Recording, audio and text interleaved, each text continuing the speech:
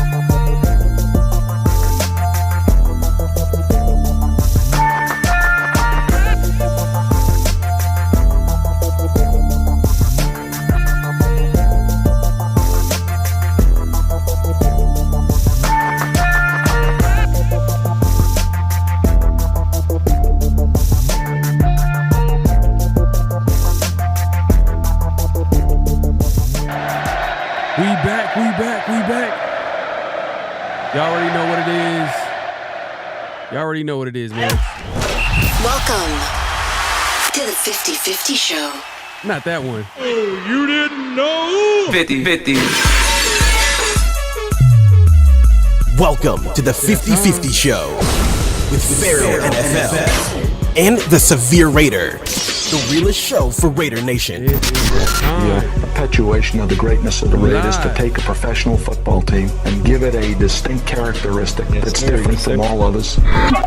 Make sure to clock in, like, comment, subscribe, and hit that notification bell. Yep. Make sure to clock in, hit that like button, hit that subscribe button, hit that notification bell, all that good stuff, man. We appreciate everybody coming through, man. You already know it's the 50-50 show, man. It's the late night show, man, with myself, PharoahNFL, and obviously the Severe Raider, man. We appreciate everybody coming through. We see the night crew already in the building. My guy Raph just starts it off, man. I appreciate you, my guy. He says, what up, nation? Raph in the building, man. Appreciate you coming through. And, man, the one and only, man, Raider Smoke 89, man. He knows how to start it off right, man. Hey, man. He starts it off with a super chat. He says, same soup, just reheated, back at it again, man. You already know what it is, man. Raider Smoke, man, in the building, man, always showing support. Hey, man, this is how you get your comments read. All your comments that are super chats will always be read on the show, man. So we appreciate the support. Right. SoCal Sal, man. Hey, this guy, Mr. Consistent himself, man, always coming through and showing love. Salute Pharaoh and Severe, man. Appreciate you coming through. Man, we got some Chiefs fans. What are you doing up in here, man? Chiefs better, bro. No, we not even gonna show your comments, man. It's all good. Hey, Raider Resistance himself, man, is in the building, man. Make sure to go check out one of the best IGs out there, man. Raider Resistance, man. Always coming through and showing support. Appreciate you coming through. Desert Raider in the building, man. He says Pharaoh and Severe, man. Appreciate you coming through. Man, Moon over Miami. He said, hello, everybody in the chat, man. Oh, man, what's good, man? Kenny in the building says, what's good, fam? Raiders. I got you, man. I got you.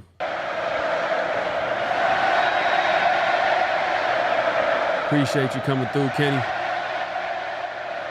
Hey, man. Hey, it's that time, man. It's that time of the week, man. It's the 50-50 show, man. We're going to get into it, man. It's week 2 of training camp. Severe, what's going on, man? How you been? How's everything going? I know we just had a show the other day with Around the Shield. Make sure to check it out every Saturday mornings. Yes. New time, same show, new time. But what's going on with you, man? Oh man, everything's everything, man. Just grinding, man. Just grinding. I tried to go to Vegas this weekend, bro, but there a battery truck crashed on the 15, so they shut down the 15 freeway. So there's no way the only other way, on the alternate route, they said there was so much traffic, it was gonna take like 12, 13 hours, bro. So I was like, I turned. My trip was so long, bro, that I was checking out Protect the Shield. He was on with Rebel and 805. Them dudes had a whole part-time shift worth of Raiders content, bro. It was on for like 5 hours. So I checked in on them for a few times, man. I started the journey checking them out. I got back to LA, they were still live. Yeah. Speaking of 805, man, Real Talk Radio Nation, the building says what's good, chat. Full pads tomorrow. Time to get it. Yeah, it is week 2 of training camp, which means the pads will be coming on tomorrow, starting tomorrow. So tomorrow's practice, Tuesday. They'll have pads, which is gonna be good, man. Because now we're gonna see like how the defense is gonna continue their strong play. We're gonna get into that, and then also the offense. Are they gonna put up a more of a fight with pads coming on? Maybe the run game is probably gonna be a little bit more involved now, and then the offensive line maybe has a better chance than what they've had to deal with lately, because they can't really put their hands on them when it's there's no pads, right? So we'll see, man. But appreciate you coming through Real Talk. Ironically, man, my son and his 6U team, they just got their pads today, so they had their first padded practice today, wow. Man. So yeah. Oh man, was he sore? Was he? Man, hey, he had a crazy weekend, man. We had practice all last week. Last week was their like hell week, so they was practicing every day, like 3 hours, 2.5 hours of straight conditioning. Then Sunday he had a double workout. Sunday he did conditioning in the morning with a trainer, and then we got with like a skill coach in the afternoon, just working on wide receiver skill stuff. And then he got to practice today, and it was the first practice in pads, man. So he been grinding out. Man, he's putting in that work, man. Hey, he's putting in that work, man. So that's definitely a good thing to see. But yeah, man. Hey, look, we got a lot to talk about, man. We got some flags on a play to talk about, and some notable quotables as usual. Obviously, what's real, what's not. But let's actually get into what we've been hearing out of training camp lately. Defense. Yeah. The domination continues. The domination continues. Yes. The domination continues, man. It's just to keep it that simple. Like it's just more of the same right now. Like they're ahead of the offense, but they're playing fast. They're playing. Their chemistry is at an all-time high. Like right now, like they are dominating the defense. The quarterbacks, they can't do anything. The pass rush is crazy. And what I like that I'm hearing out of training camp, it's not just the defensive. It's not even just the defensive line getting there. The secondary. The secondary stepping up, led by Jack Jones, and y'all gonna love this, man. Jacorian Bennett, man, looks like he's looking like the guy that's gonna be the starter on the other side, man. With Jack Jones, and obviously this safety plays, has been pretty good. Even today. Trey Taylor had a nice little pick. I think Nate Hobbs had like 3-4. Nate Hobbs, man. So it's just not the defensive line. It's also the secondary. So I like what I'm hearing. But on the other side, though, it's looking a little. I mean, it's kind of early. I'm not gonna be like stressing off what's going on right now, because at the end of the day, like, we understand how the defense finished the season. We understand like this defense right now they're playing with a lot of confidence and swagger, and it's gonna be, this offense is gonna be a work in progress. As much weapons as they have, it's a new system, new offense. Defense usually is ahead of the offense. I'm not panic button. Still not gonna click on the panic button.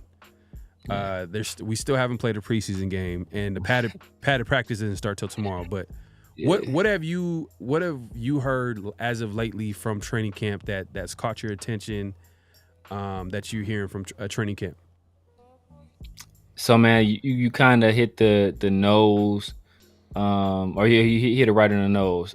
Just our defense and Jacorian Bennett, man, he's a guy that had a strong camp last year. He won the starting cornerback job opposite Marcus Peters last year, and that kind of might have been more of him winning the job by default because Faison was hurt that entire time, and we really didn't have anybody else that was really necessarily ready to step up and take that role. I know Amik ended up assuming that role when Bennett struggled, but like just because of his sheer stature, and I know they wanted somebody with a little bit more height on him on the outside, so they went with Jacorian, and then he struggled throughout the year. But now, everybody's been saying he's turning it up a notch, even more so than from the impressive camp he had last year. And why that's so important for me is that everybody knows the player I wanted was Quinion Mitchell, right? That was a guy, like, I had identified him as corner. I felt we needed a corner opposite Jack Jones.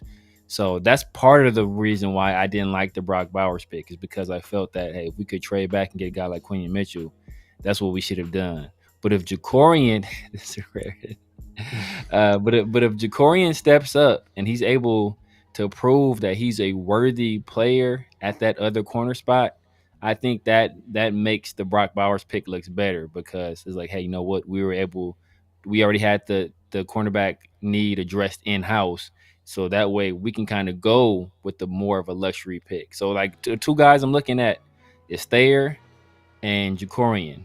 We needed a right tackle and we needed a second corner. If both of those guys step up and they do a good job this year, that's going to make that Brock Bowers pick look even better, because we decided not to go right tackle, we decided not to go cornerback, and if we have those solutions in house, I think that's just great for us. Yeah. Raider Smoke again with the super chat, man. Appreciate you, my guy. He says, fellas, time to hit the panic button on our offense, especially Munford getting his ass cooked. Severe, I know you feel me on this. Hey, man. Hey, Severe, do you think it's time to hit the panic button on the offense? Because yeah, I mean, look, before a padded practice, before preseason, it's time. Let us Smoke know. I'm not going to hit the panic button, but you know how they have like the little plastic cover over the panic button? Like I done got that I got that mug flipped up, and my thumb is like it's nah. But like you don't want to hit the panic button too early. Thayer Munford is struggling against Max. Max is going to give every right tackle in the league fits for the most part, outside of Jawan Taylor, who's just going to hold him at every play. But other than that, he's gonna give just about every right tackle in the league, and in Penei Sewell, but I don't think we played them this year, so he's gonna give every other right tackle in the league problems, right? So I'm not too panicked about that yet. Actually, it's kind of a good thing that Munford is getting this baptism by fire, because if he's able to get through this and come on the other side of it, I think that's just gonna make him stronger as a player. And it's something that Illuminor talked about last year, right? Those battles with Max Crosby kind of prepared him for the season. Munford is going through that same thing right now. Mayer went through it last year as well as at tight end. I'm sure Brock Bowers is going to get a piece of that too. So, and that's what you want. You want iron to sharpen iron. And, you always want, like, you ever, like I know you're somebody that's a business-minded person, right? Like they always talk about, like, you always want to have a growth mindset. You want to be around people that are doing better than you or who have similar goals to you, because that's going to keep you in a growth mindset. You always want to be stretching yourself, right? Like the old saying goes, if you hang around four broke niggas, you're going to be the fifth. It's like that same situation. It's that same thing with football, right? If you hang around people that's not out there trying to get better every day, that's not pushing themselves, like, you not going to really push yourself. So he's going against a guy like Max Crosby. You get no plays off against Max. You got to be ready at all times. So I think this is just preparing them for the season. So I'm not ready to hit that panic button, not on our right tackle. Now, there's some guys under center. It might be a little bit. I would be more concerned if Max wasn't getting past Thayer Munford. I'd be like, what? Like, what's going on? Thayer? Like, come on, man. Like, Max Crosby is Drake? supposed. Oh man, for real. He'll be one of those, man. Like, what? Like, but yeah, Max is definitely the better player. He's the premier player. He's the blue chip player. He has to win that. That's and D-Mokes, man, I agree, man. I appreciate the super chat, Smoke. We do need to chill out a little bit. You know what I mean? Like two of our O-line is out. I mean, he's talking about left guard, our rookie left guard, Jackson Powers Johnson, and Colton Miller, who right now are on the PUP list. So we still got to get them back. But Munford is going to struggle against Max Crosby. Come on, like that's just it is what it is. And right now you got to give them a little bit of like leeway too, because like they haven't had a padded practice just yet, so they haven't been able to put their hands on these talented, fast, explosive pass rushers. You know what I mean? So who's gonna win that battle? Like these explosive pass rushers who like a Kuntz, who kind of, you know, they pretty much their game is built off their explosiveness. Or are you going to go over these big guys who need to use their physicality to at least slow down some of these guys? So especially Munford. Especially Munford. So look, at the end of the day, man, it's a little early, man. D-Mokes, man, funny picture right there, man. That's hilarious. But that's just a funny picture, man. I just peeped that. Right now. That's a funny picture, man. That's hilarious. But I think it's a little too early. I think it's a little too early. We still gotta wait till preseason. We do got some tough matchups though. Outside of we're looking ahead, just looking at like our first few games of the season. You know, I know that at some point we play Cleveland. That's gonna be a tough defensive front. I know at some point we're gonna be out there in Baltimore, who they're gonna, you know, Baltimore is always gonna be tough defensively. So there's gonna be even the first game of the season, Chargers. Like, come on, they do got some talented pass rushers. I don't know if Khalil's the same player. You know what's funny? And I gotta look into this. Khalil Mack had 6 sacks against the Raiders, right? How much did he finish with? How many sacks did Khalil Mack finish with? Because I want to say like 11 and a half, something like that. Someone said 8. I don't know how true that is. I think it was. I want to say he got double digits. I thought it was 11. I could be wrong. I thought it was like 11 and a half or something like that. You know what? No. Okay. Someone was like, all right, they kind of misspoke. They misspoke. So he finished with 17. He finished with 17. 17. Okay. So he still got some left in the tank for sure. Just a sure, little bit. So yeah. So look, Joey Bosa. Yeah, if he's healthy, you know, he's always hurt. But we'll see if he's going to be healthy week 1 against. But what I'm saying is that there's going to be some talented pass rushers that the Raiders are going to be playing on the schedule. So it's not like we shouldn't ignore what we're hearing. But it's just at the end of the day, I can't get mad at Thayer Munford for losing against Max Crosby. Like, it's just like now if it was like the backup pass rusher, now like that's where you break that little cap or whatever glass cap you go push the button down. Yeah, you push the big red button for sure. Thayer, what's that sound you got? Thayer Munford out there getting cooked. Yeah, man. I'm getting cooked. That's Thayer Munford after practice. Like, how you feeling, Thayer? I ain't gonna lie, I'm getting cooked.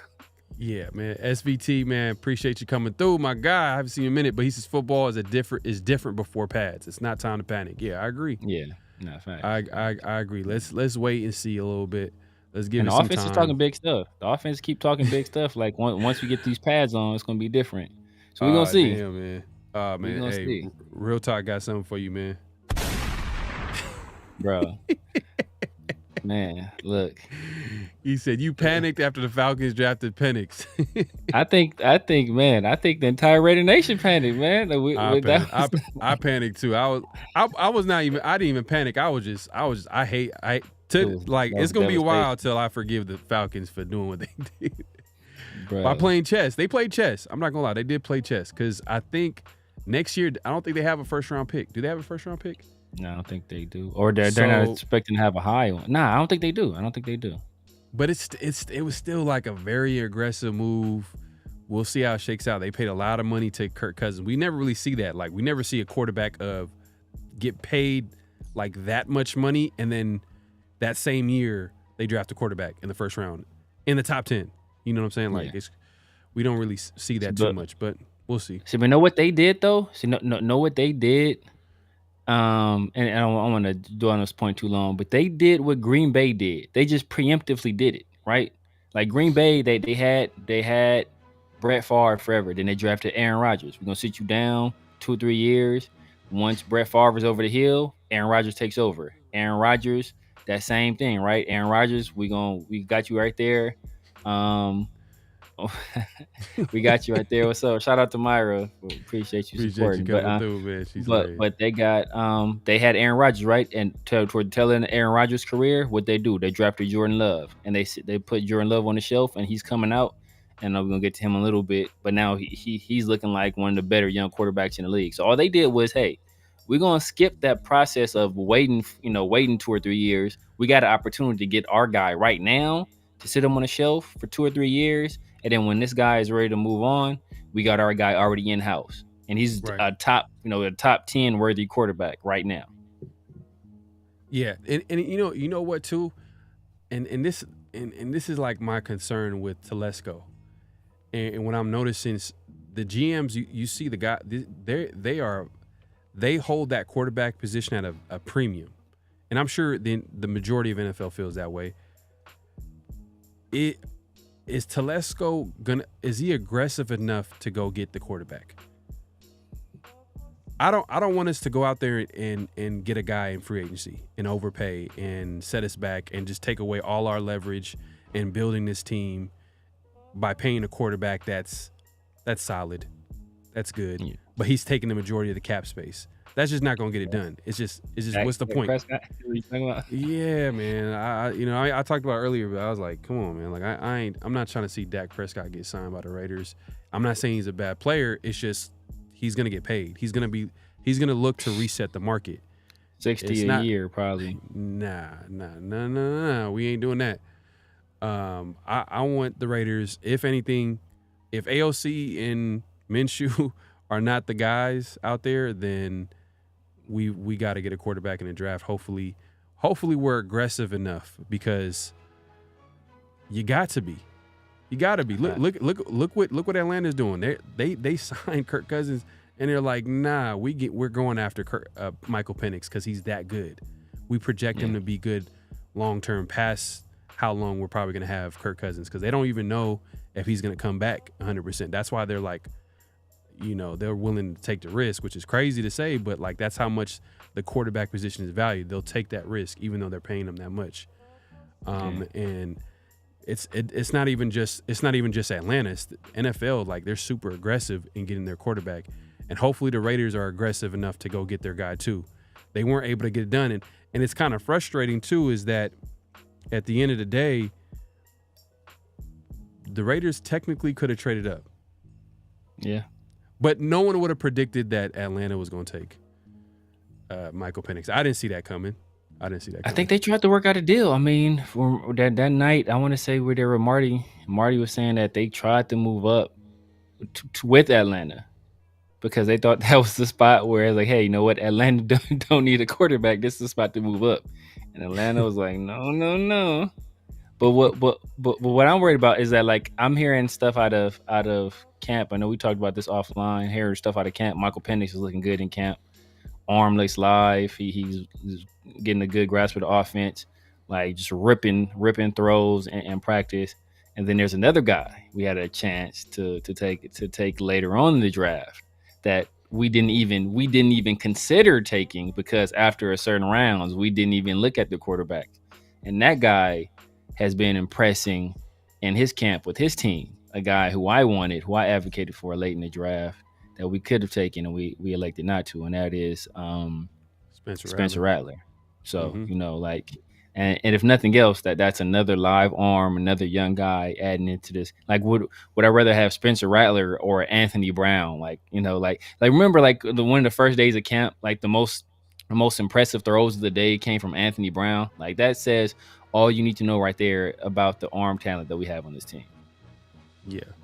But, well, look, like the other side to it is this, is if the Raiders valued only a certain amount of quarterbacks in the draft, then does it really make sense to get a quarterback who's going to be just as good, maybe a little bit better than AOC?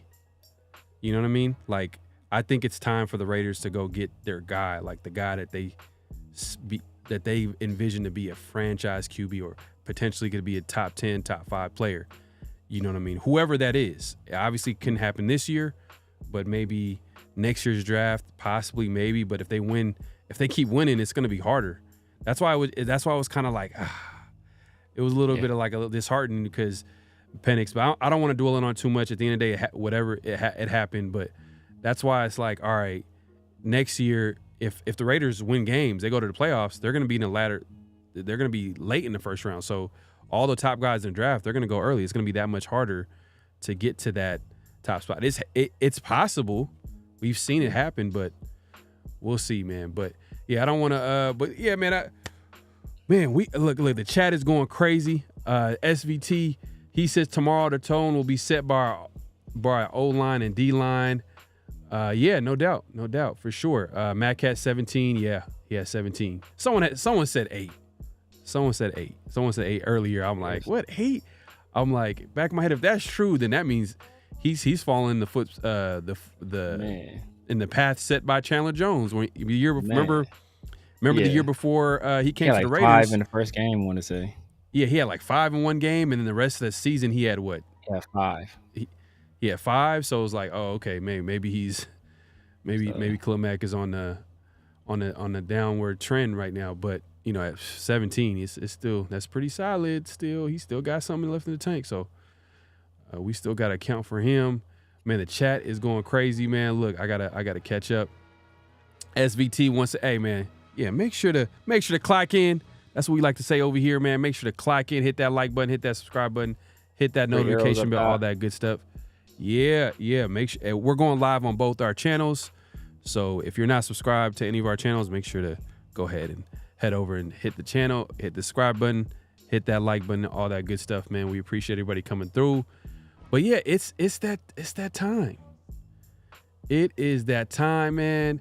Flag on the play, man. 69, offense. He was giving them the business. Man, hey, man, if you just joining us, flag on the plays, anything we have an issue with, we don't agree with. And this week, we definitely got some flags on the play. Starting with, man, Devontae Adams. Yeah. The No Love tour continues for him, man. Like, people are taking shots. And this is what the media likes to do, man. When players start getting to that age where, they're trying to figure out like where the player is heading, because Devontae is obviously in his 30s now. They're trying to predict they're trying to predict his downfall. And that's what they're doing with Devontae. And they ranked him number 40 in the NFL. And I'm going to go ahead and try to see if I could post this or show this so you guys can see exactly the players that they had ahead of him. And some of the players, I was like, what are you talking about? Like, come on, like, no respect. Some questionable choices. Some questionable choices. So let me, let's see if I could put this on the screen. Let's see here. Boom. Let's see. Let's see. All right, let's see. A little bit. Make it a little bit bigger. Hold on. Let's see. Y'all see it? I would have. They got Joe Burrow 39. That's already blasphemous. Yeah. They disrespecting Joe Burrow just because he was hurt. But come on, man. This is arguably, you can make an argument that he's probably the second best quarterback in the NFL. Yeah, for my money, he's the second best quarterback in the league right now. I mean, him and Lamar. But to be fair though, like, he has been hurt. Yeah. he has been hurt. So you see Devontae number 4 is ranked 40th. So right now the NFL is doing like the top 100 list. So they're like releasing 10 players until they get to the top 10 and eventually number 1. So right now they released I think 40 to 29 or 30 or something like that. Yeah, 40 to 30 or 29. And they had Devontae at number 40, Joe Burrow number 39, Sauce Gardner at 38. That's kind of low too. For Sauce? Yeah, I mean, he's for my money, I think he's the best corner in the league. Yeah. Some people say PS2. I think Devontae is at PS2. I think Sauce is. I mean, I got Sauce over PS2, but teach his own. Yeah. So you got Sauce, and then you got Quentin Williams, his teammate. Tua Violation on, right there. Come on, man. Tua.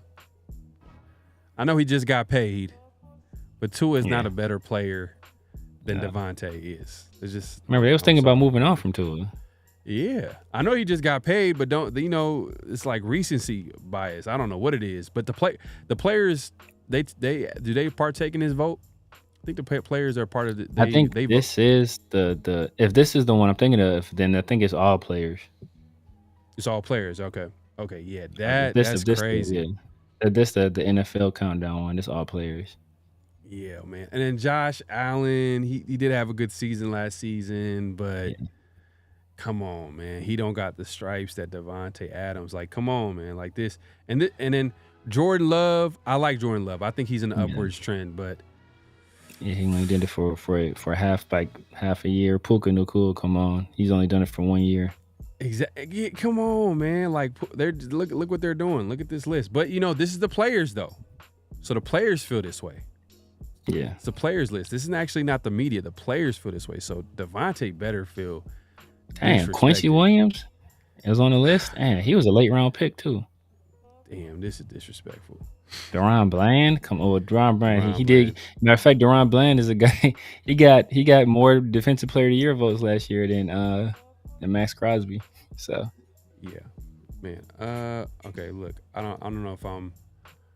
Let me see if I could show this a little bit better here. Let's see.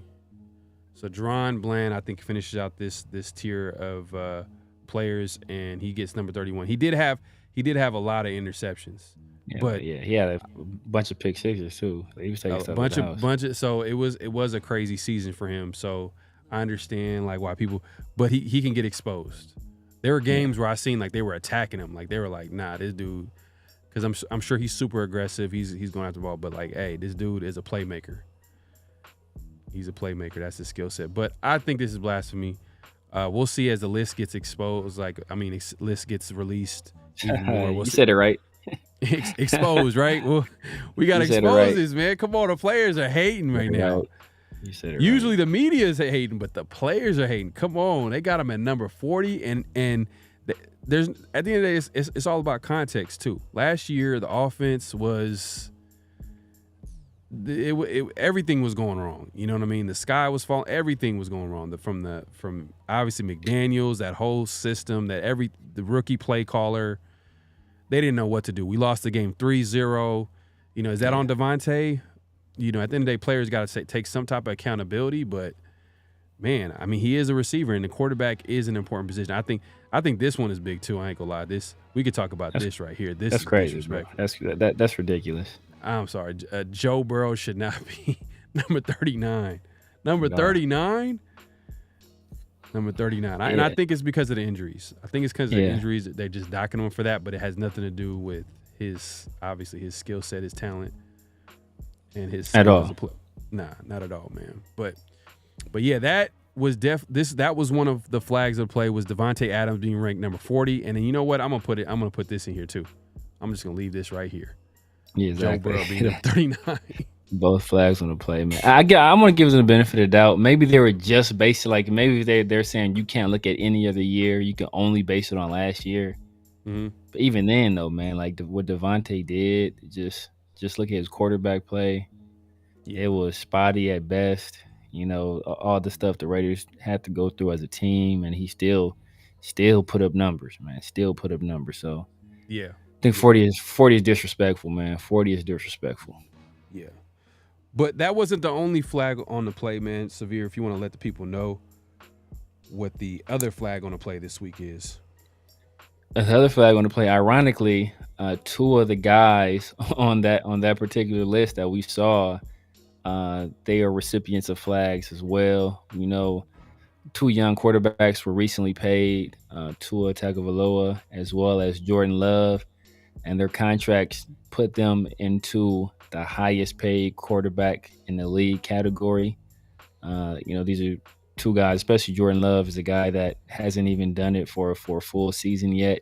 And he's already up there as, you know, the highest paid guy above Super Bowl appearing quarterback Jared Goff and Super Bowl appearing quarterback. Well, I guess they're tied with Joe Burrow, but it's crazy to see that, you know, with Jordan Love we saw him earlier in the year, he struggled, and then he picked it up the latter half of the year, and he had a nice playoff game, and that basically earned him the ability to be the highest paid quarterback in the league.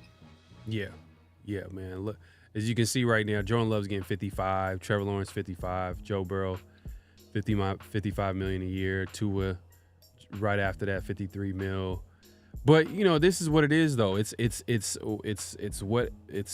whoever gets paid, like whoever is up to get re-signed, they're gonna reset the market. That's just how it works. It never really matches. It's rare for it to match the top player in a position. Like right now, like if you had to make someone the highest paid quarterback, we all know. We don't want to admit it as Raider fans. Yeah. We know. We're not gonna say no names, but we know. We'll say his name. You we know who we'll, it we'll is. just we'll just say Kermit. Yeah, the Kermit. Yeah, Kermit. Kermit the Frog, man. Kermit the Frog. Yeah.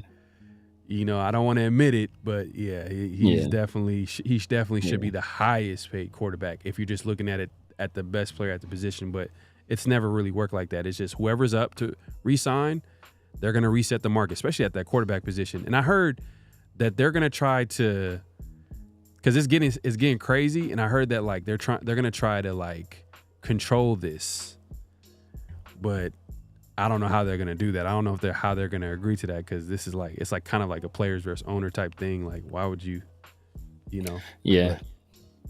But at some point, man, they gotta get like dude's about to be like it's about to be out of control, man. Because I'm sure Dak is gonna probably push for 60 or somewhere close to 60 million a year. Like, think about that, man. That is insane money. And it's not sustainable. So they had to do something kind of like they did with the rookie wage scale, in terms of the contracts for the signing bonuses to protect the franchises, sometimes to protect them from themselves, right? So they got to do something though, because money is getting too crazy. Yeah, man, it's getting crazy, but you know. Hey, Lamar definitely I feel like should get paid. Herbert, you know, I'm not gonna Herbert, Kermit, you know, whatever you want to call it. Who cares about the Chargers QB? But you know, I do like Jordan Love though. Out of this list, like I like, man, I think he's gonna be one of those guys, man. We'll see what he does this year, but he's gonna be one of those guys. But yeah, man, that wraps up flag on the play, man. Things we have issues with, man. Hey.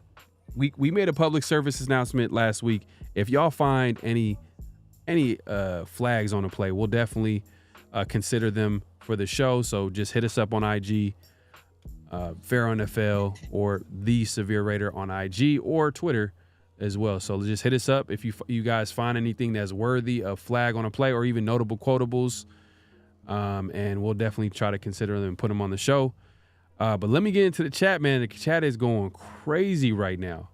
Crazy. The chat is going crazy. Let me go ahead and remove this so we can see.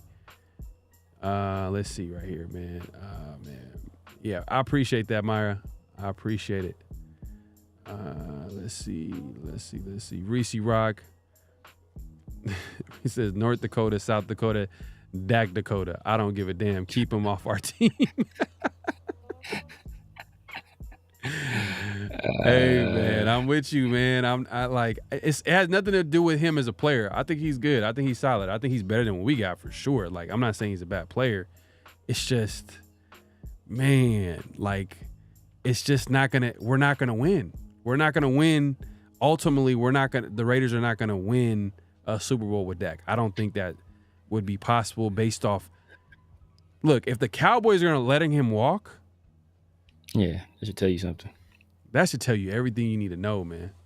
They're desperate to win something over there, but they're always, the most talked about team for whatever reason. You know what I mean? We all know what it is. They're just one of those teams that people talk about.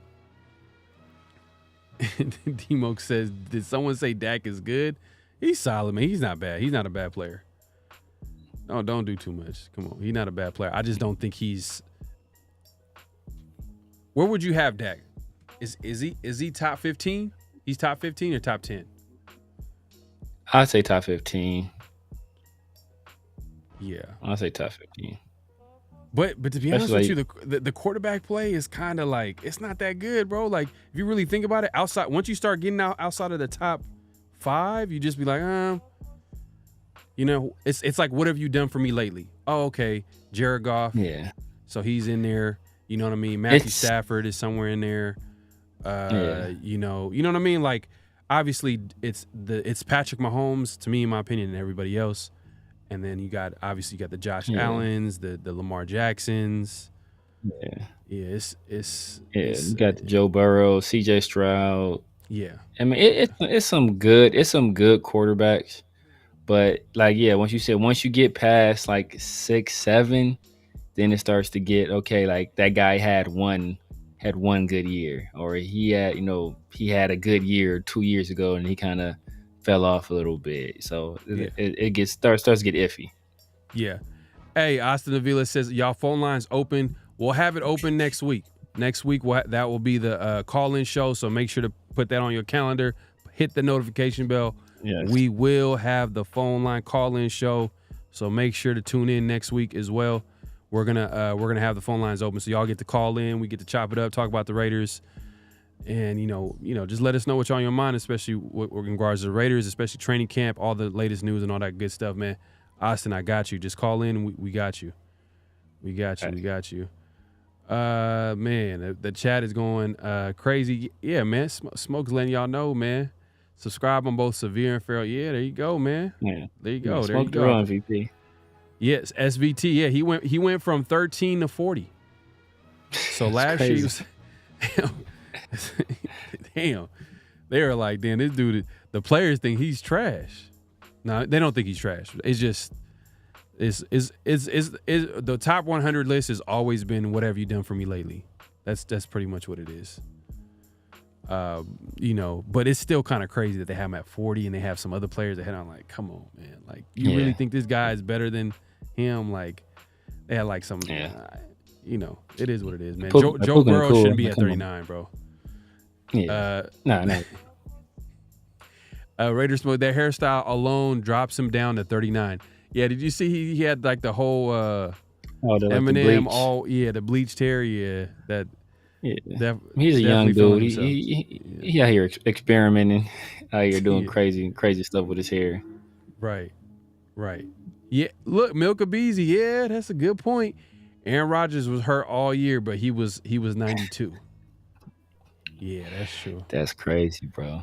That's crazy. Like if you're hurt, would you say if you're hurt all year, and if it's based off what have you done for me lately, basically off last season, then the players that are hurt most of the year shouldn't be ranked. Yeah, it's not like he played like 2 or 3 games. Like, oh man, he played like a quarter, like he got hurt. Yeah, like I don't know. That's what's wild. That's name recognition alone right there.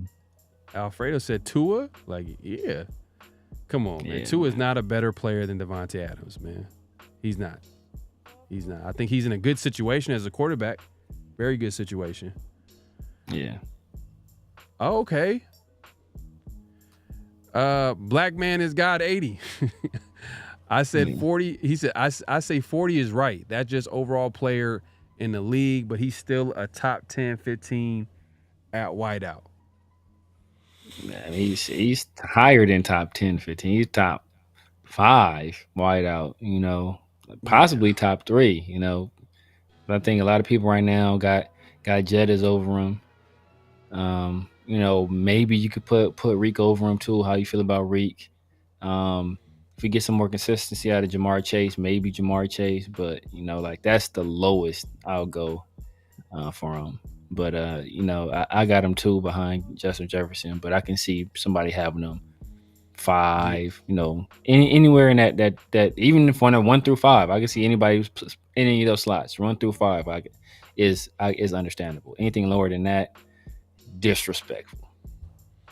Yeah, man. I don't agree with that, man. It's definitely a flag on a play. I understand that some people might view him a little bit different. I think right now he's getting oh well, he's looking like he's falling off because you know he didn't have as strong a year as he did last year, and like I'm not buying it. I think, but we'll see, man. The quarterback play, it ain't where it's supposed to be. But I think it's going to be a better situation than last year just because, man, anything was better than last year. Let's be honest. Man. Well, my guy, Chris, man, I don't even want to ask why the dude Chris is up at 2 o'clock in the morning, man. Ain't no Popeye, ain't no Popeyes open at this time, brothers. I don't even want to. It's the 50-50 show, man. Hey, look, you got to tune in, man. Like, let's be honest. Let's be honest. Oh man, but yeah, let's move it along, man. It's that time. It's that time. Notable quotables. Yes, sir. Yes, sir. And this is where we pick out some quotables, some sound bites. Yes. And I'm gonna go ahead and if you want to let the people know and lead off with this sound bite, give them an idea of what we're gonna put. So a few days ago we heard you know, basically all through camp we've been hearing how impressive our secondary has been. And a key component of that has been Jacorian Bennett, who is, you know, Chris's guy. That is, I don't know if that's Chris's adopted son or what it is, but Chris he's been on that bandwagon, you know, since last year. So that's finally kind of starting to pay off. And Marcus Epps gave him some very high praise in his presser a few days ago. Okay. So let me go ahead and play this clip here.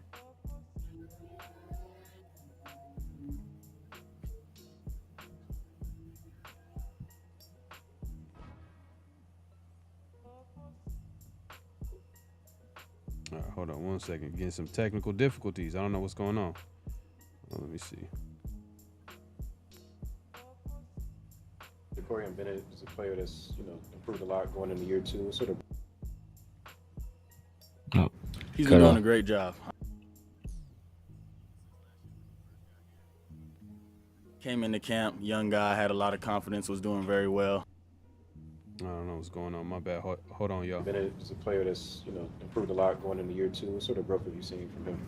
He's been doing a great job. I mean, even since last year when he first got here, came into camp, young guy. Oh, they hating on us. See, they hating on us, man. Brandon Faison cutting the feed. That's weird. Let's see if I can get this going, man. Appreciate y'all.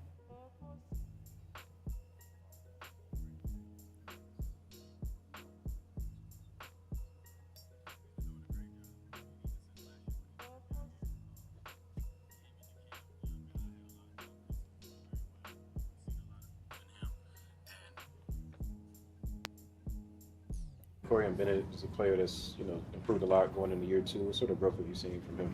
He's been doing a great job. I mean, even since last year when he first got here, came into camp, young guy, had a lot of confidence, was doing very well, seen a lot of things in him. And, you know, his rookie year might not have gone the way he wanted to, but I feel like he's got his confidence back. He worked really hard this offseason, man, and it's really showing out here. So I'm really proud of him and how far he's come and feel like he can really be an elite corner in this league. Man, that's high praise. That's high praise. Yes. He said he really feels that he can be an elite corner in this league. But hey, a lot of people have come away impressed that have gone to training camp and they've seen Jacorian Bennett play. But he did play well last year too. Yes. He did play well last year. But we'll see if it translates in camp. But in camp. Yeah. We'll see if it translates. But look, it's last year was his rookie year. He definitely went through some growing pains, but hopefully he'll be able to like take this momentum and take it into the season. But I think what's going to help him is obviously having that 1 year under his belt and just knowing what to expect this time. On top of that, he's going to be playing with a great D-line. Let's be honest. Yeah. So it's not going to be a situation where he's going to have to cover someone all day. But there's going to be moments in time where, the D-line's not going to get there and he's going to have to hold his own too as well. But look, I think that's best case scenario right now. Jacorian Bennett winning the other side, to me, in my opinion. I don't want to see Brandon Facyson, who's on his last year of his contract, and then we still got to answer that question of who's going to be starting on the other side. So I think Jacorian Bennett, I think he needs to go out there, and he's proving it right now. He's showing that he should be that guy on the other side. How do you feel about Jacorian Bennett? I mean, I know I think we talked about him too a little bit earlier, but I think this is definitely a vote of confidence from Marcus Epps, who's definitely respected in that locker room by his coaches and his teammates. So for him to say that, that's a good thing. And it's not just coming from Marcus Epps.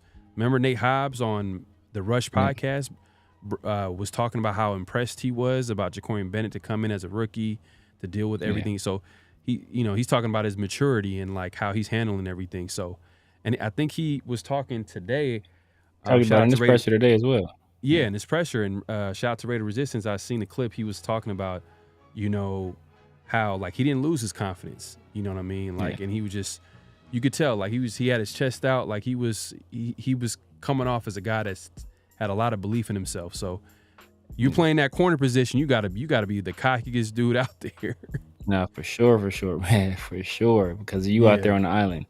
And like you said, man, Nate Hobbs spoke about Jacorian Bennett on the Rush podcast. He spoke about him on his presser today. I want to say as well. He said, he's very mature, works hard.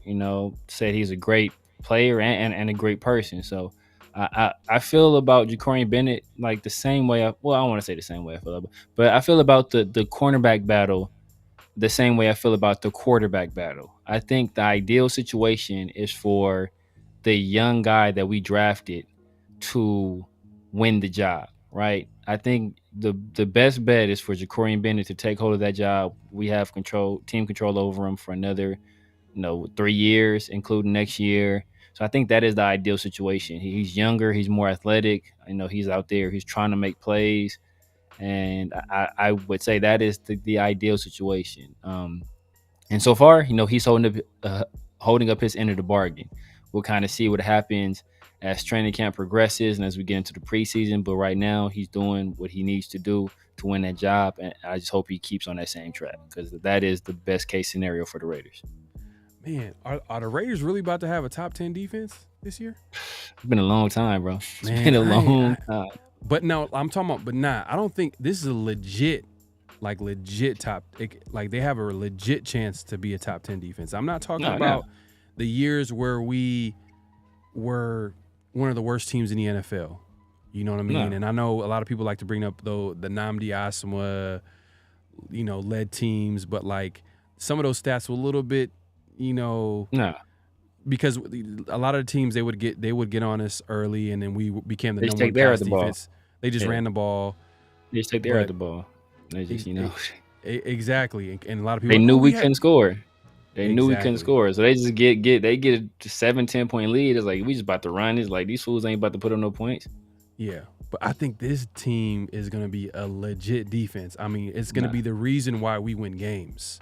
Facts. Literally, and it's not gonna be like a situation where like, it's not gonna be an asterisk like, like this defense is only good because X, Y, and Z. I think this is a really good chance for the Raiders to be a top 10 defense. Top 5, I gotta see it. But they did finish the season top 10, I believe, in a lot of statistical categories. Last 8 games, or the last how many games that Pierce coached? Yeah. You know what I mean? The defense went to a whole different level. And I think they played good all season long, like pretty solid all season long, but I feel like they went to a whole different level when Pierce took over as head coach. Yeah. So, I mean, if JB takes that next leap and if Kuntz continues what he did last year adding Christian Wilkins already on top of what we had, I think we have potential to be a top 5 defense. I think what will help us is if we have an offense that puts up points that's going to force teams to have to throw the ball and let Christian Wilkins and Max Crosby and Malcolm Kuntz give them the opportunity to actually get some pass rush attempts in there. I think that's important. So we can't be a situation where they can just run the ball all day and, these big offensive lines and kind of lean on our guys and just, pound and rock all game long. We got to score some points. We have to force these teams to throw the ball, and then we can, let our pass rushers go eat. Yeah. And another guy too we didn't mention, but I seen him, like a lot of the beat writers were mentioning that, a guy like Byron Young was stepping up with Jenkins being out, which I'll take it. I'll take it because he was the forgotten man. I was like, man, this dude, I thought it was like, you just going to have to, that's one of those picks where you just like, man, we could have got someone else, but if he's going to step up and be a contributor, that's a great sign. Great sign. Year two, last year was rookie year, but I felt like he didn't really, separate himself. He didn't even get on the field. Like he wasn't a guy that like, he was a forgotten man for sure. But if he's making plays and if he can contribute to this team, that's another good sign, man. That's another good sign. We got another player on a rookie deal being a contributor. That's another good sign. But Raiders Smoke with another super chat. My guy always supporting, man. I appreciate you, man. Hey, let me know if you go into game 1, man. The Chargers, man. Let us know, man, because me and Severe actually really consider going. I'm pretty much right there. I know Severe is really going to be going too as well. Hopefully, I'm gonna be there. I don't know if I'm going to the game, but I'm gonna be like that's my that's where I grew up, bro. So I mean that's where I stay. Yeah, we'll see, man. No matter what, we'll be at the game. Smoke says, so you're telling me all AOC got to do is have a decent year statistically and win 8-9 games and he'll reset the market. Laugh out loud. Love is not worth that bag. I don't think it's that simple. More than that. Yeah, he gotta. Aiden O'Connell gotta.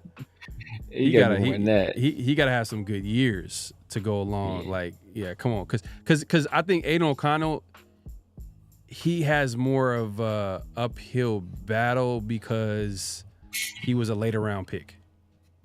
Yeah, he's a later round pick. When you're a later round pick, I feel like you got to prove a little bit more. You got to do a little bit more before teams like, all right, we got to sign you to a long term deal.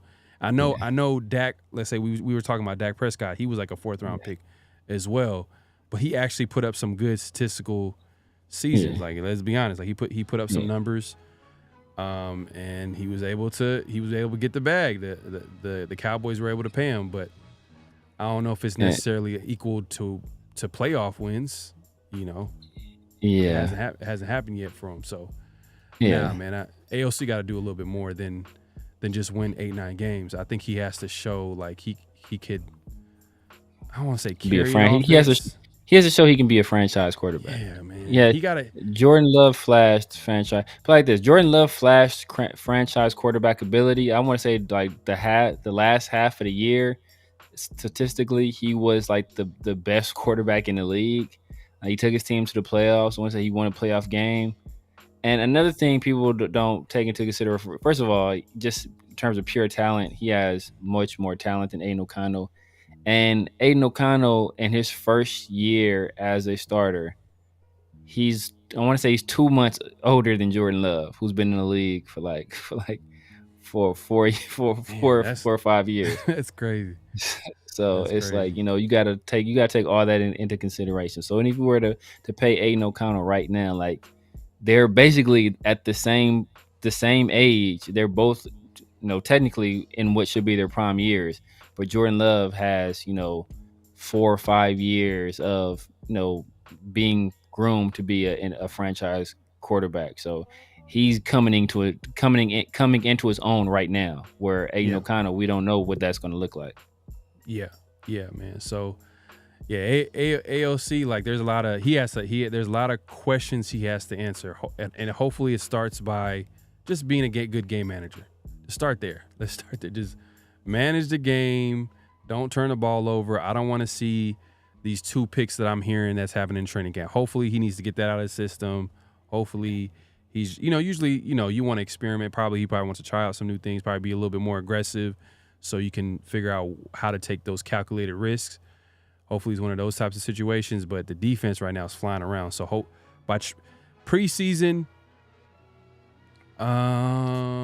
would you say game 1? Would you know by game 1 who's the starter? I mean, we feel like we know it's going to be AOC, but like game 1, I think, because a guy like Minshew, he's the type of guy that you really can't judge from just training camp practice. He's a guy that is in-game type of player that his impact won't be felt until you have on the game when the bullets are flying. So we'll see. But by game 1, you think you'll have a good idea? Preseason, because there's only 2 preseason games, by the way. There's only 2, right? I think it's 2, right? No, it should be it's 3. It's 3. It's 3. Yeah, they took off 1 game, and eventually it's going to be 2. Eventually it's going to be 2. Eventually, maybe starting next year. But yeah. But I'm honestly, man, I think this. Honestly, to be 100% honest, this competition is probably going to bleed into like the regular season. I think they're going to name a starter for week 1, but I don't think it's going to be a situation where like, okay, this is our guy the rest of the year. I still think that's going to be part of the evaluation process where it's like, if we go out there and we do like another Viking situation or another like Chiefs situation where we can't move the ball, and whether it be Aiden O'Connell or it's Gardner Minshew, right? If we put up a 3-0 effort or go 3 quarters without completing the pass, whoever it is, they're going to take a long, hard look at that position the very next week. And if they put up a duplicate performance the next week, I think they'll get the hook, especially if the defense is playing well. Yeah, man. To be honest with you, I don't know if we talked about this before, but it just makes sense for AOC to probably get the nod and then have a journeyman vet backup quarterback for most of his career start off as a backup. And if AOC kind of falters, then you can bring in, a guy like Minshew off the bench, because that's what he's experienced. Like he knows how to handle that role. But a guy like AOC, if you start him off the bench, his probably confidence, you probably shake his confidence. I'm not sure. I'm sure he's pretty confident, but you put him on the bench, he's a young player, second-year player. I don't know how he's going to handle that. I feel like it would probably be best maybe if it's close. If it's close, give AOC the nod. And then from there, you already know Minshew knows what time it is. He's been in that situation so many different times in his career. So he'll know how to handle that backup role. And be able and be ready when his name needs to be called, like when his name gets called, I should say. Reese Rock says, "Give me Russell Wilson for $1 million, 23 touchdowns, 8 interceptions, throwing to Judy and Cortland instead of Dak for $60 million."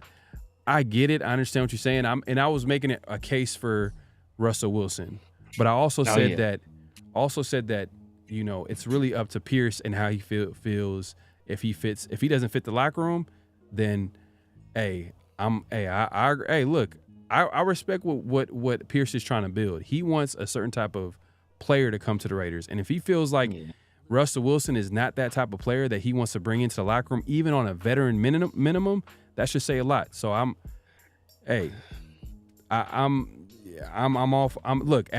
made sense to me because you get all that, you have all that experience. It still makes sense. It still makes sense. But if he feels like he's not going to be a guy that you want to mess up your whole chemistry on your team, and it's just not worth the risk. Yeah. Then I'm sure Pierce and Telesco they did their due diligence. They looked into it, but it probably didn't make any sense. I felt like it sounded like Russell Wilson was more interested to come to Vegas than the Raiders were. That's what it sounded like.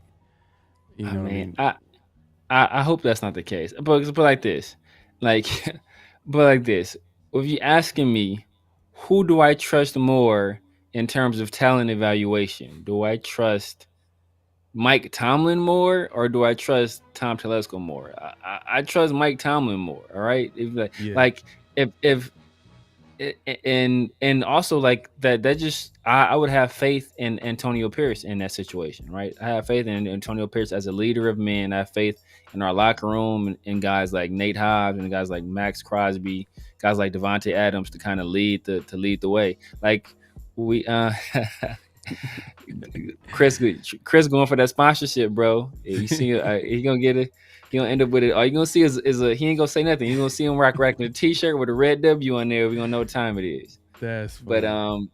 But yeah, man, I trust those guys to like if and when you bring in that kind of person into that kind of a stable locker room situation, I think that can make all it. Like we talked about it like a few shows ago, like how Tomlin was able to how Tomlin was able to like nobody knew how bad Antonio Brown was until he left the Steelers, right? Because that was the strength of that locker room. I think we have a locker room with that kind of strength right now. So I think if you bring in a guy like Russell Wilson, I think that would have been a win-win situation. But hey, we have who we have, and I'm pulling for the guys. Yeah, man. We'll see, man. I look.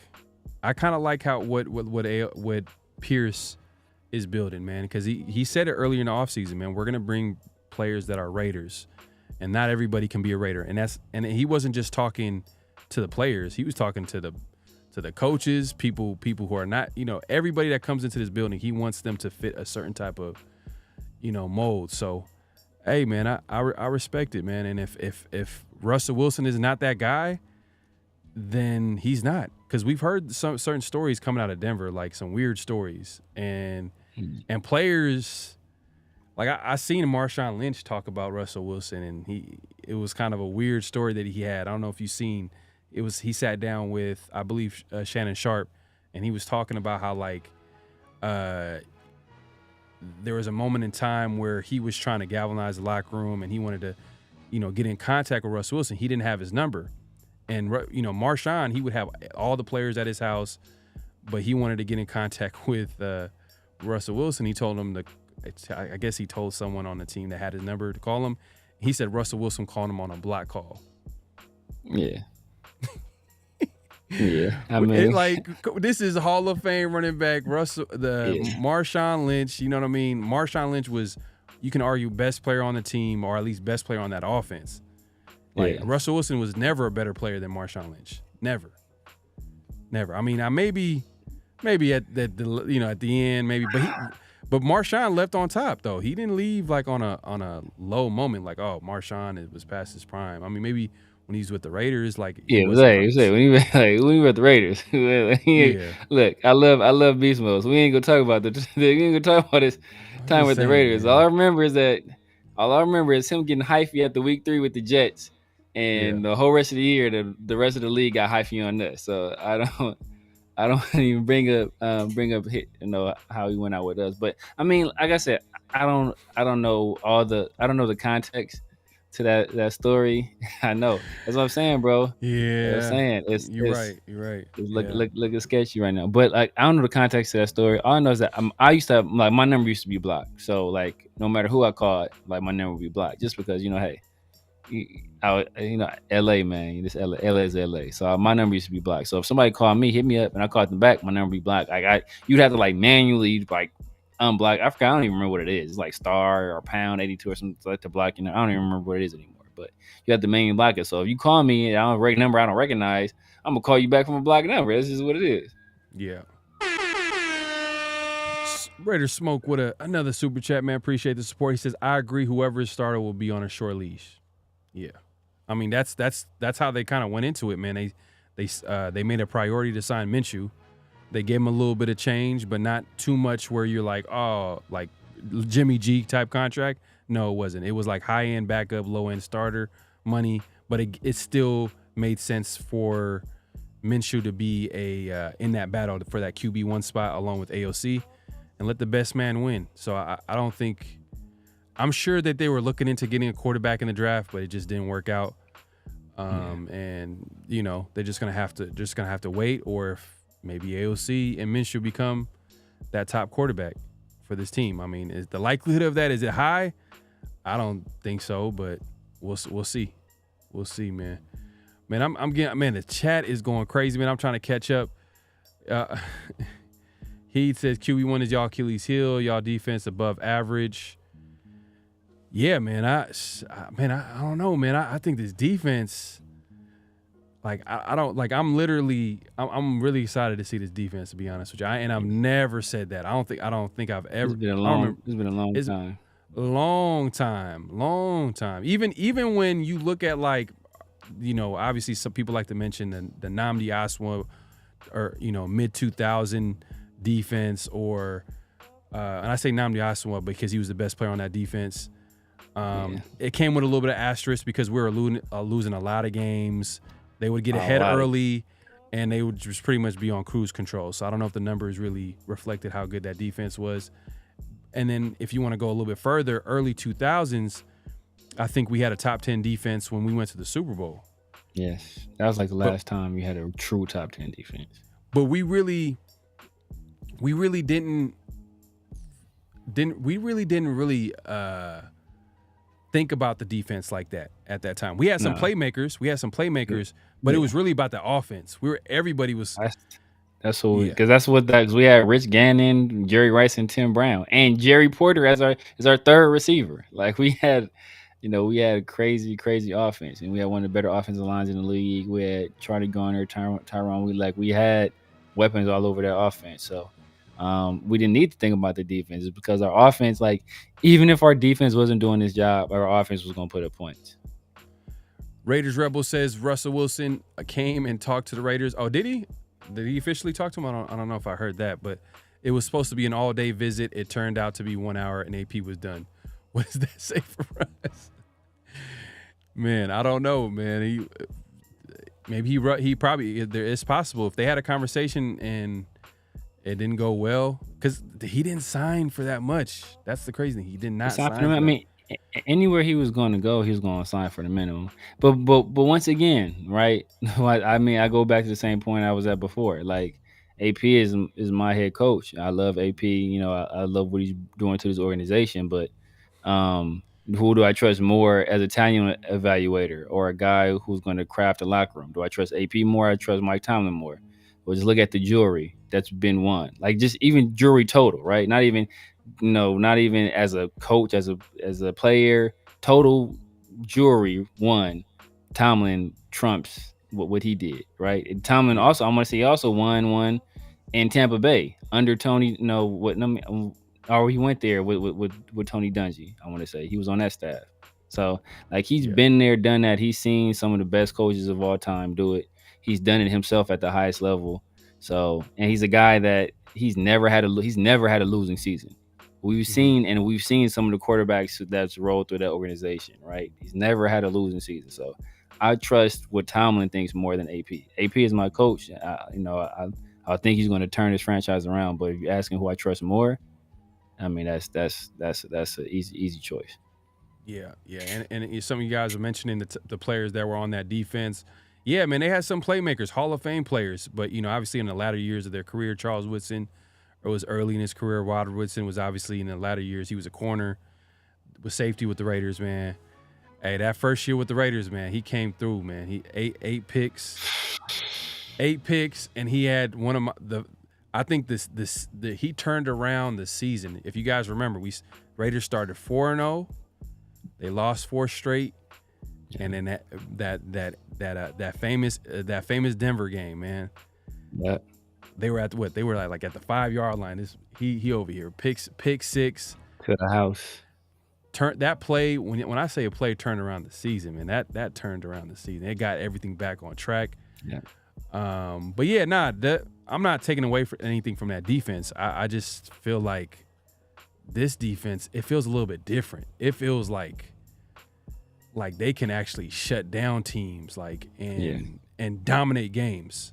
And this defense is young. This defense is young too. Like you look at Romanowski and Robert Woodson. Those are guys like on their last leg. Like, everybody on this defense outside of John Jenkins, everybody here is young. All those guys are young. Yeah, and just think about how the Raiders won that Kansas City Chiefs game. They literally scored the majority of the points. Yeah. How many points they scored? Was 17? Did they finish with 17? I think the Raiders scored 17 total. 14 was by the defense. 14 by the defense. So 3 by the offense, 14 by the defense. Raiders win 17. What? So was it 17-10? Was that the final score? I believe so. Yeah, I believe so. 17-10. So that should tell you everything you need to know, man. Like, this defense has potential to be really good, man. Man, my guy Reese Rock, man. Appreciate the support, man. My guy says appreciate the content throughout the offseason, man. Hey, nonstop, man. Nonstop. Every Monday nights. Make sure to clock in, hit that like button, hit that subscribe button, hit that notification bell, man. I appreciate the super chat. Yeah, we literally, man, me and Severe was talking like how like the offseason went by really quick. We thought it was gonna be, that right after the draft, and then after OTAs, it's that time where before training camp where it gets slow. But I feel like it went by really quickly. We had things to talk about. There are things. Man, football is 365 days out the year, man. I always say that, man, because it's nonstop news. But we appreciate y'all all coming through, having a conversation with us during these live shows. That's why we do it, man. We enjoy doing it. So we appreciate y'all coming through and keeping the conversation going, man. As me and Severe be talking, but we're in the chat. We're looking at y'all have hilarious comments, make good points. For sure. We might not agree all the time. But we definitely appreciate the comments, man. My guy Especially Leo when it in the comes building. Appreciate you coming through. My guy Leo, I was just on his podcast show, man. Make sure to check it out. Appreciate you coming through. For sure. Man, we got another super chat. Reese Rock, man, back to back. Football is back. Chris Berman, the Raiders. Yeah, man. Yes, sir. Yes, sir. Hey, the way Chris Berman used to say the Raiders. That's legendary right there. He said it with a passion too. He said it with a passion. If y'all know, man. Actually, we have it on our little audio intro, man. If y'all peep, man, that's but Raider Smoke, man. Man, another super chat. He says, Raiders season opener party in LA. Severe, you're hosting since you're in LA. Laugh out, tell us when and where the nation will show up. Yeah, it's gonna be a lot of for sure, man. Yeah, there's gonna be a lot of stuff going on. Just if y'all coming out to where I hang out, just make sure y'all were right. Give me fair warning, bro. Make sure I don't got a red hat for nothing, dog. So just let you know. That's hilarious. Why is Severe always wearing this red hat? Oh, oh, it all makes sense. That's hella funny, man. Yeah, you're hilarious. But Leo's telling me that there's gonna be a tailgating before the game, so he got a lot of things going on, man. So make sure to hit him up. I think he got the details. He has some dope hats, so make sure to check him out as well. Man, Leo got gear. Man. Myra says she's gonna be up there. The Crew Oakland tailgate and SoFi Pink Lot pull up. Hey, there you go. There you go, man. It's gonna be a lot of things cracking before the game, man. So make sure to pull up. Reese says Roscoe's on Severe if the Raiders beat the Chargers by 31 points. Hey, man, look. Hey, y'all heard it here first, man. I like that. Hey, you taking the offer? For sure. For sure. You already know what it is, bro. You know what? You ever heard of dining and dashing? Hey, man. You know what Severe just said right now? Translation. Hell no. To the no. Hell to the no. I'm like, all right, y'all, man. I'm about to go to the bathroom real quick. I'll be back. Like, man, Severe been in the bathroom a long time. Oh, bro, that's hilarious. That's hella funny. Raider Smoke, man. Hold on, man. Raider Smoke with another. He says, I'm from the North Carolina. Hey, man, appreciate this dude's hilarious, man. Non-stop super chats, non-stop support, man. We got Rosetown native in the building. He says Bowers makes us make the playoffs. I hope so. I hope so. Man, I hope so. That would be it. Man, if Bowers, I think Bowers potentially could be the number one option life after Devontae Adams, because Devontae Adams, there is potential that he doesn't stay here in Las Vegas. There's potential that he might go somewhere else. He might want to go team up with, Aaron Rodgers and play out his last years with a quarterback he started his career with. There's a possibility that could happen, or go somewhere else where the quarterback position might be something he likes better, or whatever the case may be. For right now, he's with the Raiders, but Bowers definitely got potential to be that number one guy. We'll see. Severe, I know you're a Michael Mayer fan. Like, I think Michael Mayer he's the dark horse. He's the guy that no one's talking about. Oh, man. And like, I think he could have a really good season. I think probably a better season than Bowers, low key, just because second year, been there, done that. He's way more confident. You could tell, like, but you got to give a little. Bowers I think has a lot of potential, but you got to give him a little bit of like time to like grow within his role. Yeah. He still has to, playing in the NFL is way different playing in college. So, but we'll see, man. We'll see how it shakes out, man. Man, hey, someone says I like my chicken. Cider says I like my chicken medium well. Bro, you like salmonella. You trying to die? You get your stomach pumping on a weekly basis with that one. Oh man, come on, man. That's crazy. Somebody said the serving spoon. Serving spoon is good. That's by where I used to stay at. Serving spoon. Okay, that's the spot right there. Okay. Yes, it's the spot. It's more and more low key. Roscoe's you can get shot at, so you got to be careful with Roscoe's. No matter which one you go to, you can get shot at. Yeah, literally. But hey, look, we got to get back on track, man. Look, we still got another notable quotable. And Severe, if you want to let the people know, let's see. I want to make sure I get this working right. But this is a second notable quotable. Yes, sir. So, kind of keeping on the same track of the secondary. We had our guy Nate Hobbs, who's one of the leaders back there. He was speaking about Jack Jones, and he gave Jack Jones some very high praise in terms of where he would put him when it comes to cornerbacks ranked in the NFL. Okay, here we go. Turn. They don't want to do that. You guys brought Jack in midway through last season. How important is it to start the foundation with him from day one, setting that tone on that defense? The type of player Jack is, from the first day he stepped on our defense, the first practice he set the tone. He caught like 2 picks his first practice with us. So I already knew what type of player he was going to be, but he just continues to amaze me. You know what I'm saying? With the things he does and the way he can like lock in and turn up. Because once he's activated, I think he's a top 5 cornerback in this league. That's me. You know what I'm saying? Turn. They don't want to do that. Hey man, Nate Hobbs. High praise. Man. High praise for real. Man, back to back high praises for both corners. You got you got Epps. I was gonna say Mike Epps. I keep saying Mike Epps. I don't know why I keep saying Mike Epps. Oh, something wrong, man. I don't know why I keep saying that, but Marcus Epps was saying Jacorian Bennett has talent to be an elite corner in this league, which is high praise. Elite corner, yes. Elite corner, which is he's not gonna say that about everybody. And then you got Nate Hobbs talking about Jack Jones and saying that he's a top 5 corner already. So I'm like, whoo.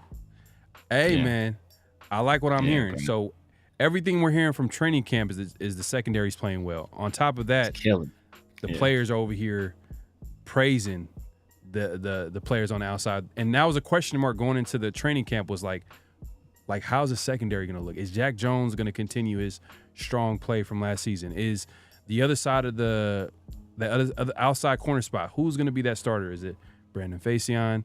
Is it the unnamed veteran free agent that hasn't signed yet, Stephon Gilmore? You know what I mean? But right now, you know what? Hey, look, if Jacorian Bennett could step up, hey, I don't want what's the name to come out, because that's going to take away snaps from a guy like Jacorian Bennett, who needs the experience, needs the. But if obviously if Gilmore wants to come and then just become part of that depth chart for that corner spot, then I'll be open to that. But I think right now he's like, he wants to be a starter. So it's probably not going to be a great fit. But that being said, that kind of leads us to what's real, what's not. Let's move it along, man. Because what were your thoughts from Nate Hobbs before I'm moving on to what's real, what's not? What are your thoughts on those comments? Like as you said, high praise. The first thing I peeped is that I don't know who the quarterback was. I'm assuming it's Aiden O'Connell, but somebody was already throwing picks last year. So we talking about people throwing picks this year. He's like, your very first practice, you out there picking somebody off twice. So that was interesting. But yeah, man, I just think that, one of the things I was worried about is whether or not Jack Jones can kind of continue what he did last year. So hearing that he's kind of putting on his display in practice lets me know that he can kind of build on what he did last year and continue to be our number one corner, which is, I think, is the ideal situation for us. Cool, Kev, man, you crazy. Stem T says the Cameron Richardson fourth corner could be special. Yeah, he's playing well from what we heard.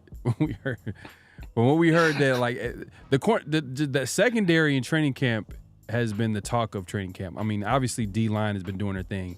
We're not surprised. We're not surprised that we're hearing, because that was a strength of this team going to finish out the season. Obviously, Max Crosby, Kuntz.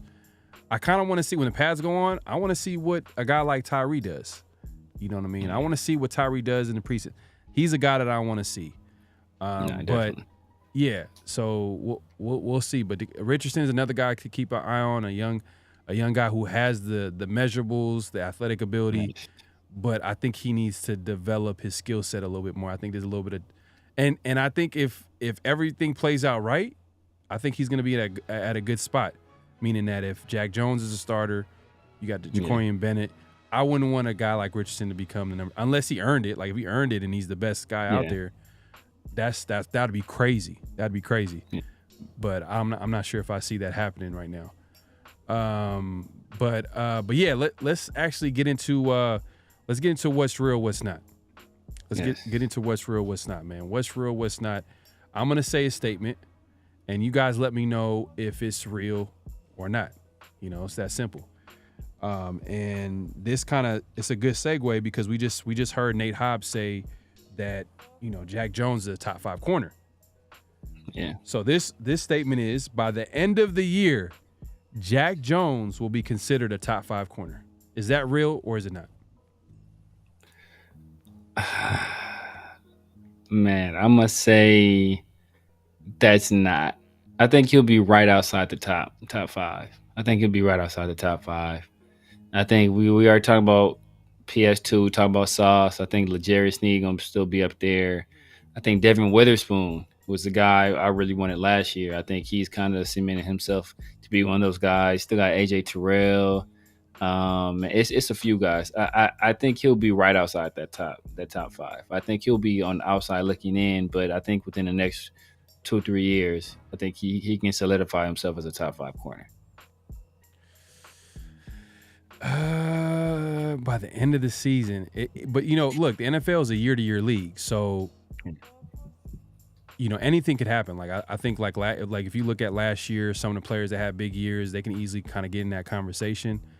Yeah. But then like you mentioned, guys like the guy out in Denver, Patrick Surtain Jr. You got to think about the guy with the Jets, obviously, Sauce Gardner. You mentioned Devin Witherspoon. I like him talent-wise, but he's still got to prove that he can be that guy week in, week out. So I'm not really thinking about him. I'm thinking about like the other guys that kind of Jalen Ramsey. I forgot about Ram. Yeah, Jalen Ramsey still up there. That's there's some guys out there. Trent McDuffie still up there. L'Jarius Sneed still up there. Sneed. I like that guy out with Atlanta too. AJ Terrell. Yeah, Terrell. Another guy we could have drafted. Yeah. Or we wanted to draft, actually. We couldn't draft him. We wanted to draft him. Yeah. Was that the draft? That's the Damon Arnett draft. Yeah, that's the Damon Arnett. That's the Damon Arnett one. We wanted Terrell. He was a Clemson guy too. And then man. Yeah. That's tough. Hey, you know what? It is what it is. It is what it is. But I think that's not real, man. I don't think that's real. I don't think it's real. Maybe top 10, top 15, which is good. That's real He'll be good. for I sure mean, top 15, I think. Because I think for corner's sure. a really competitive position too. There's a lot of really good players. It's almost like receiver too. Like there's a lot of good receivers, a lot of good corners. So, but top 5, unless like he has like an unbelievable year where he gets like, plus 8 interceptions, I'm sure like locking down the other side. It's possible, but I'm gonna say it's not real, but not in a bad way. I think it's just like there's so many players at that position right now. It's hard for me to say that top 5 right now. You got Jair Alexander too, Derek Stingley as well. Yep. Like it's some other guys that are there Yeah. that it's be hard for him to get in that top 5. That's tough, man.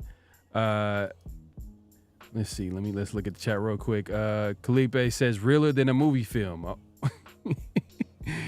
Man. So he don't think it. Okay. I guess we on the same page then. We on the same page, Kalipe. We on the same page. Let's see. Outsiders will say no. Raider hating. I think Jensen overtake a lot of corners. He takes great cap. Okay. So you're saying? Are you saying that he's gonna be top 5? You think he's gonna be top 5 by the end of the season? Because it sounds like you vouching for him right now, which is there's no problem with it. I like Jack Jones. I like Jack Jones. Cool kids. Ramsey's knees almost shot like Tyree Foot. Man, you know what? Like, I think Jalen Ramsey's still good, man. Jalen Ramsey's still good, bro. He's still tough, but we'll see. Damn, it's crazy. The Raiders were that close to trading for him too. Ramsey. Literally. Yeah, and he wanted to come to the Raiders too. Yeah, he wanted the teams he named a minute ago. Yep. Especially when we had Gus Bradley. Yeah, and I think Mike Mayock, he confirmed it too. I think in one of his like podcast interviews, he confirmed that Ramsey was like literally like they were negotiating. The deal was on the table until like it didn't happen. So it is what it is. The King of Mods is in the building, man. Daniel Kim, man, salute Fair, salute Severe, was out with the fan to put the kids down. Just, hey, man, appreciate you coming through, man. It's all good, man. Family first. A great mod and a great dad, man. It's a winning combination right there from Daniel Kim. Oh, hey, man. Ramsey #1 in zestiness. That's hilarious. All I think about is his beef with Steve Smith. That's the first thing. That's the first thing that come to my mind when you said that. Like I just think about that whole situation. Man, that was a young Jalen Ramsey. That was like when he was like what rookie maybe first couple years in the league. I think he was a rookie. I want to say, and he ran into a grown man and Steve Jones. He just made him look like so weak, bro.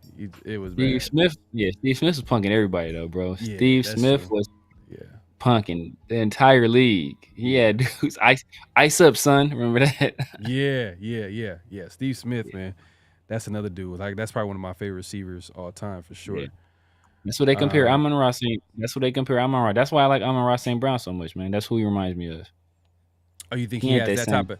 You think he has that? He ain't type that same. of But he ain't that same bully. But he plays that. He plays that way. But he don't like talk that way. Okay. So you're saying he plays with that same physicality, but he doesn't like. But he's not like a talker. He ain't a talker. No, he ain't a talker. But like ain't nobody a talker like Steve Smith though, bro. Steve Smith. Steve Smith was crazy, bro. Man, he had that little man complex. Nah, for real. Yeah, that little man complex. But it is what it is, man. Steve Smith is a one-on-one, man. Sometimes there's certain LA players. dude too. Yeah, from LA too. Yeah, that's true. All right, let's move it along, man. Let's move it along. We still got one more. What's real? What's not? The second statement. The secondary will be a stronger unit than the defensive line this season. Is this real or is it not? Let us know, man. You know what? I'm gonna go ahead and I'm gonna say it, man. I'm gonna say that it's not real. It's not real, man. I think our defensive line is too good. I think his secondary is gonna be right there. But I just think there's too many proven guys on the defensive line, man. I think Max is a proven guy. We saw what Malcolm Kuntz did last year. I think he's borderline proven guy. We know Christian Wilkins right there. He's a proven guy. We have like 2 top 5 guys at their position, respectively, in Christian Wilkins and Max Crosby. And I don't think we have that. We just talked about, Jack Jones not being there yet. I don't think anybody in the secondary is going to be a top 5 in their position. Now, as a unit, can they be? Can some of their parts be better than the parts themselves? Yes. But I just think that the defensive line is just so good. I think Adam Butler, John Jenkins, we heard Byron Young is coming on pretty strong. Malcolm Kuntz, it's just too much firepower on the defensive line, man. I gotta go with defensive line, but I think it's closer than people would think it is, though. Nah, I don't think it's close. I don't think it's close because we don't. Right now, we know who the blue chip players on that defense are, and they're not on the off. They're not in the secondary. Do we have good to solid players in the secondary? Yeah, you can make an argument for that. You could talk about the good safety play that we have in Marcus Epps and more coming along, and then you could talk. We just talked about Jack Jones and obviously Jacorian Bennett if he steps up. That's good. That's good to hear. But the defensive line is the bread and butter of that defense. Like, it's not even close. Come on, man. So that's definitely not real. Max Crosby, there ain't no Max Crosby in the secondary. There's not a Christian Wilkins in the secondary. It is what it is. And to be honest, Kuntz, you could throw in Kuntz in there. Maybe Jack Jones. Yeah, you know what I mean? But like statistically speaking, Kuntz kind of finished the season stronger than a Jack Jones. Yeah. But you know what? It's kind of hard. He did have 2 pick sixes. I can't hate him. Man, so I okay, maybe you can like. Yeah, he had a nice PBU too. It was against Denver. Denver had a great PBU, I want to say. But yeah, he finished with. Now Jack Jones is a dog. But I think Kuntz and Jack Jones, I kind of say they're in the same track where there's a load of potential. They had a great half of the season, but you want to see them do it for a whole season? Man, we got Shannon Sharp in the building. He says, "What's good, y'all?" We got a celebrity in the building. We got a celebrity in the building. He says, Shannon Sharp says, "What's good, y'all? Love from Uncle Shay. Keep doing your thing, brothers. Hey, man, appreciate you coming through, man." He got the Swisher and he got the the Hennessy bottle. That's funny. That's funny, man. Appreciate you coming through, man. Whoever that was, man. But yeah, man, I think just the D-line is definitely like it's not even close right now. Hopefully eventually it catches up, but right now I think it's there's nothing wrong with it. There's always going to be strengths to certain teams. Like when you think of Legion of Boom, like, and that's a great defense. But when you think of that team, do you think of the D-line or do you think about the secondary? Think about secondary. I think of that secondary. I think that secondary is what made that defense special. But the D-line was good. That was good, yeah. Bennett was a dog. Good. Yeah. Bennett. But in this case, the way the Raiders defense is built, and there's nothing wrong with that. And I'm sure Antonio Pierce, he's been part of defenses where the front seven really it started with the front seven, that D-line, if you think about like the Giants teams, you know what I mean, with the Justin Tucks and O.C. Umenora and who am I leaving? Michael Strahan and you know what I mean? Those great D-lines, it started from that front four and then to the outside, which is how you want to say that inside, you build it from the inside outside. So look, there's ain't nothing wrong with that, man. I think the Raiders defense, it just starts on the D-line, and I don't think it's close right now. So, but yeah, man. Hey, look, man. We appreciate everybody coming through. This has been a great show. We just wanted to come through, have that conversation, like our weekly conversation that we do on the 50-50 show at late night. Make sure to clock in at this point, clock out, hit that like button, hit that subscribe button. Raph, you're saying that they need to hit that like button. Let's go. Miami Dolphins. Oh man, come on, man. Nah, we not doing that over here, man. Miami. Just paid out I'm gonna get Tua, man. So look, I ain't worried about the Dolphins. Man. Hey, look, y'all quarterback is Tua, man. Y'all played him. Probably one of the worst contracts in the NFL. Yeah. But it is what it is, man. Look, we appreciate everybody coming through and supporting. Just make sure We're going live on both our channels. Make sure to hit the like button, clock in, hit that subscribe button, hit that notification bell, all that good stuff. It's been a great show. And also, make sure to leave a comment after the show because, you know, I'm trying to keep up with the chat. Sometimes I can't get to everybody's comment in the chat. So what you guys can do is after the show, you know, is done, just hit up the comment section. Let us know your thoughts, what you think about the team, some of the things that we said on the show, you know what I mean, that you probably disagreed with, agree with, whatever, or even thoughts about the team. So just make sure to leave a comment after the show, and we definitely read them, so we appreciate the support. So just make sure to leave a comment as well. Severe, man, let the people know where they can find you and what to look forward to. Yeah, I know what it is, man. The Severe Raider on YouTube, IG, Snapchat, X, Twitter, whatever you call it.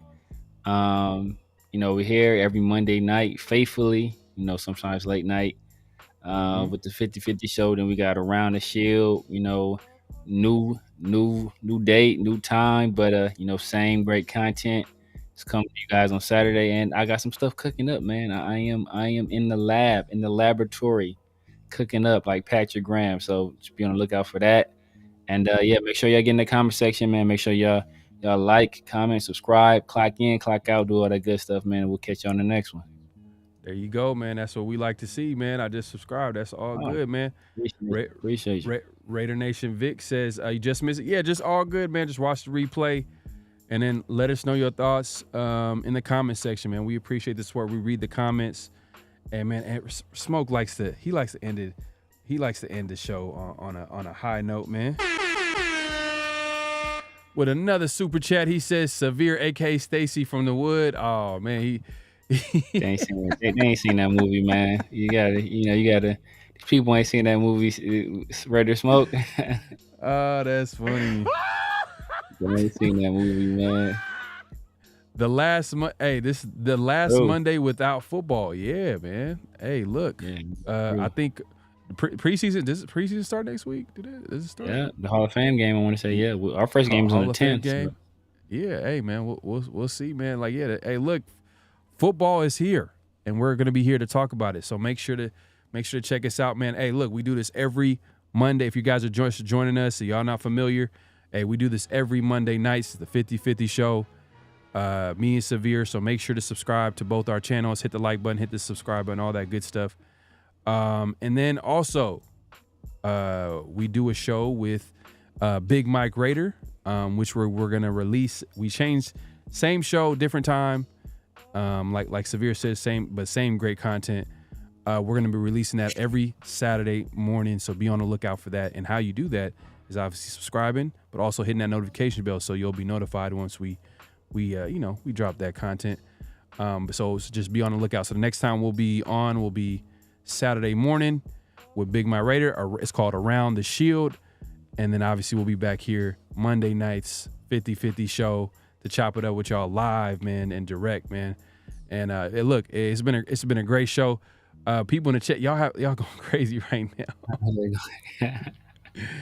Oh, Hall of Fame game Thursday. Hall of Fame game Thursday. Oh, wow. Okay. Damn, man. Okay. Lord. Damn, time Hall of Fame by game quick. Thursday. What? Damn, man. It's coming on quick, man. But Yeah, we appreciate everybody coming through. But yeah, look. Until next time, man. We'll see y'all next week, or we'll see you later in the week. But obviously next week on the 50-50 show, man. We appreciate everybody coming through. Hopefully, we'll have some good stuff to talk about with pads coming on tomorrow, because at the end of the day, like, the pads is where, you know, the team's gonna get stronger. We're gonna hear some good things from hopefully both offense and defense. I want to hear some good things from offense, because I haven't heard nothing from. Hopefully, let's hope, man. You hopefully know, Zamir White, man. Or if Zamir, Brock, Michael Mayer. No, hopefully, man. Yeah. All like everybody on offense. We want to see them, you know, put up a little bit of a fight, but obviously we know this defense is they ahead right now. So yeah, we'll be here to talk about it on the next show, which will be Around the Shield on Saturday morning, and then obviously we'll be back here 50-50 Monday nights, man. We appreciate everybody coming through. Been a great show. Till next time. If everybody on the West Coast, it's my birthday in 4 minutes. Hey, there you go, man. Hey, this dude, he always got the last minute, but Man, my guy, man, happy birthday, bro. Hey, look, hey, Severe just announced that his birthday's in 4 minutes. Look at it. This dude's dramatic as hell, man. Look at him. All right, y'all. All right, peace. Just win, baby. Hello? You play to win the game. You don't play to just play it.